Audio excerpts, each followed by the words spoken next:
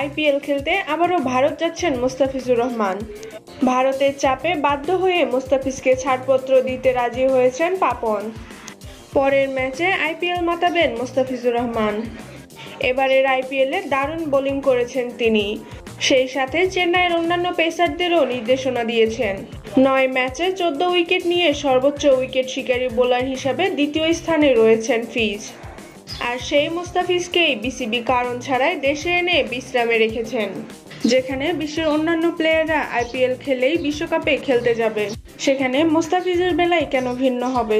এদিকে মুস্তাফিজকে ছাড়াই দারুণ করেছে বাংলার বোলাররা।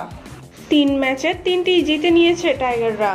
তাই তো মুস্তাফিজকে আইপিএলে যেতে কঠিন চাপ দিচ্ছে ভারত।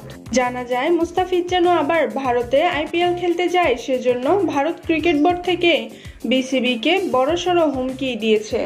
মুস্তাফিজ যদি ভারতে খেলতে না যায়, সেক্ষেত্রে ভারতের সাথে বাংলাদেশের আর কোনো ম্যাচ আয়োজিত হবে না। এমন অবস্থায় নাকি মন গলেছে পাপনের। যেহেতু মুস্তাফিজ জিম্বাবুয়ে সিরিজের বিপক্ষে খেলবে না, সেহেতু তাকে আবার আইপিএলে ফেরত পাঠানোর পথেই হাঁটছেন পাপন। আজ সন্ধ্যাতেই আসতে পারে সুখবর। আর সত্যি যদি এমনটা হয়, তাহলে আগামী ম্যাচে চেন্নাইয়ের জার্সিতে দেখা যাবে মুস্তাফিজকে।